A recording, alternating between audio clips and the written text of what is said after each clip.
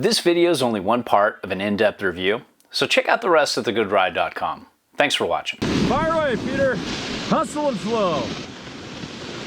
Yo, this is the Hatchet from Weston, and it's the best in the short and fat, and your legs better be stacked, cause it's hard to turn, but it'll make you earn, cause yes, indeed, it lacks its speed.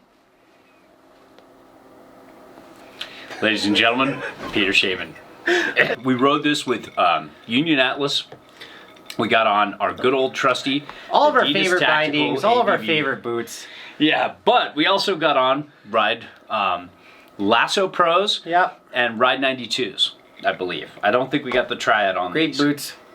Yeah, good boots. Really Put our good footprint boots all insoles in our Adidas. Excellent. Oh yeah. And to give you a short summary, well, Clint will do that for you. Guest appearance by Clint. It was pretty sweet. Again, it was like the better legs you have under you and the more power you can get out of your legs, the more this board's gonna give you. You know, it's edge to edge. It was really good, really stable. All the cars felt good, even in the chunder. Just a really fun board to ride. Like them wide. To talk about sizing, this is a very wide board. Very wide. You'll see the specs right now as we're talking. It is massive in the waist. It is massive over the bindings. It is a Something 52. Like 29.5 centimeters over here. It seems like the sole of a 170 put into a 52. I've ridden way bigger boards that were way smaller. Yes. It felt like it was too much for my size 9s. Just about right for my weight, barely. I felt like I was not heavy enough for it, where I usually feel like I'm overpowering boards with my 185 pounds. I was just, the moment I got on this board, I was just chugging Muscle Gainer 9000 from South Park. Yeah. But yeah, this is big. This is gnarly. This is almost too much for us. If you're a really big-footed guy, this could Some work wouldn't for say you. almost. Yeah. This guy, that guy. As far as the shape goes, it's kind of almost a twin. It's got some taper to it. It's pretty double ender in feel. The camber profile is like just camber between the bindings, going to some rocker in the tip and tail. But it says it's got taper, but you don't really feel it. You don't really feel the taper. It feels very double ender. It feels very centered on board. Yeah. And it feels very big, wide, and stable, like a very stable platform underfoot. And it's not the kind of board you would think, like this camber profile usually is okay. It's pretty good at skidding a turn and just helping you when you're off your game, but this width comes into play and it makes it feel much more for an advanced expert rider who just really rips and has a lot of strength to make this board skid turns. You need a lot of strength, definitely not a novice board. Yeah. Any means whatsoever, or even an intermediate board. And let's get into the flex here. Oh, but one thing, it does have a good consistent feel. Very consistent. In all snow that we've ridden. And that's kind of cool. But the flex of this board, I feel is like medium stiff between the bindings. I mean, yeah, between the feet, but then in the tip and tail, it's a little softer, and it seems a little softer in the nose than the tail for But us. it still doesn't ever feel soft. No. Like, at no point am I riding this being like, that's soft, you know? Yeah.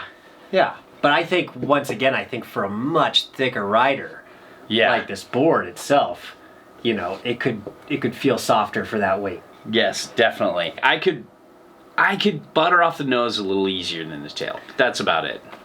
Yeah. Yeah. But it's some work to butter. And it pops, though, so well. This does ollie really well. Even we could access. Lots of pop. It's pop. It's impressive. It's got that same kind of lively energy that I love out of the backwood. Speed. This thing, it's faster than the backwoods here. Faster than the 420 plus for sure.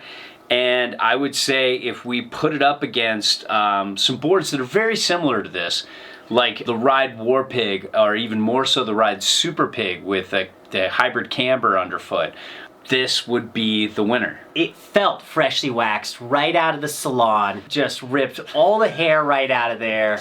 Super clean, super mean, ridiculously fast. I took this thing down, right down Thundercock Run there at Bachelor, the main run right near Pine Martin, which is like a pretty, you know, steep. It was middle of the day, kind of bumpy, and this thing just flew 70 miles an hour easily. And here's what the base looks like waxed. Yeah. Yeah. And handled its speed as well, like really well. I mean, for a 152, that was probably the fastest I've ever taken such a small board. Never felt such speed from a 52. Like, it's got a 170 racing board in a soft flex in a 52. And for me to say I went so fast, I was really actually scared. BC saw me when I got to the bottom. I was like kind of shaking, and I was just like, oh man. And uneven terrain, it just powers over stuff. It's not something you want to, like, it's not something that's going to weave in and out of stuff. But it just, the way it absorbs chatter and chunder, and if you were going through tracked out stuff, yes, this is a short board, but it's just so wide and just so, it's got enough dampness, even though it has the pop, that I think it can power through it. But edge hold, I would say, really good edge hold, really competent, borderline hard snow competency. I could keep that edge committed in harder snow. Yeah, I mean, the edge hold is very competent in this thing. Now, turn initiation, oh, so slow. It's taking remedial math. Yeah, like me. Like me as well. Yeah. Like me in college. Yeah. Yeah. God, summer school again? Damn it. Yeah. Yeah. But the 420 plus, I mean, that's why we have it here, because it's another short wide. But that even felt a touch faster than this. The 420 plus? Yeah. Insanely faster. Which is weird, because that's night and day super wide. difference. How This is much like, faster this thing was. This is the slowest of slow, but once you get it on edge, it really engages and really just, I could circle carve with this once I got it on edge. So once you're there, it's just not good in between the trees, but it really carves hard for such a little board, and it's a fun centered kind of stance carve where you don't really have to put a lot of weight on the back foot to make this rail have to turn. put just a lot of force into both of your legs. Yes, yes. So, Thought we weren't gonna get powder, but here's my powder take.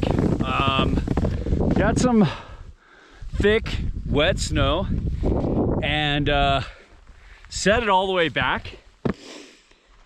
It's not a perfect test. It's not the deep, but man, it didn't even feel like it was trying.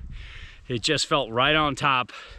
And I thought something this width, even though it didn't have that much setback, would be the call. And like I thought before the review, this would be a great powder twin, almost twin. You know, it's tapered, but it's very centered. You can see, even set all the way back. And great for somebody who wants a big, floaty, mountain freestyle, twin-ish kind of board. So there you go, pretty fun. Switch, I thought was fun. I had a good time riding Switch. Peter? I had a very uncomfortable time riding Switch, mainly just because of how much effort this board is to get edge to edge. And I already have a more difficult time doing that Switch, as most people do, you know? And because this board was already difficult to get edge to edge, going regular, going Switch, really exemplified the faults in my own riding. Really, the cracks just showing through. And riding the half pipe, I took this in the half pipe, it was kind of scary. I'm not gonna lie. Yeah. It was very weird having that much board. I couldn't, you know, I like a narrower board in the pipe. I just thought I'd go carve some walls, but even that was a little challenging for me personally. And just landing little Jibs, no way. Just landing little jumps.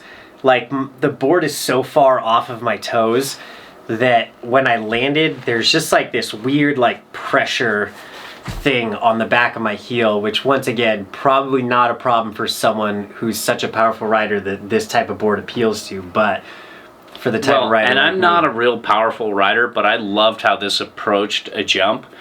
It was just so wide and stable that I thought it did a great job getting me to the takeoff point. It's just super wide though. It's wider than I'm normally used to. Oh, good point. I didn't think we brought that up. What? Oh, about it being wide. Yeah. Yeah. Do you think it's wide? I think it's pretty wide. Yeah. So Yeah. there you have it. There you it's have a it. big, wide, aggressive beast. This thing Some people will love it. is a beast. This board, Some people will love this. Other people, this will beat them up. and But if you're the right kind of rider, this is gonna work for you. and if you want to get a lot of compliments from all the lifties in the lift line, this board. And what did Mason say? He said it looks like a teddy bear's ears Oh, it does. on the top. Yeah, Teddy yeah. bear. Here we go, teddy bear. Yeah. So there you go. Supposed to do something funny right now? Am I supposed to? Dance, monkey.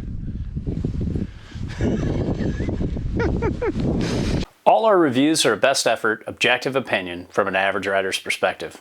There's no brand oversight, and we're free to say whatever we want. We send back everything unless it's a favorite, then we ask to keep those or straight up buy them. Now, if you need advice, fill out the eHarmony profile in the Contact Us section of the site. It's the only way I can help you properly. If you want to support us, and if what we reviewed appeals to you, it helps if you buy through our links. So, thanks for watching.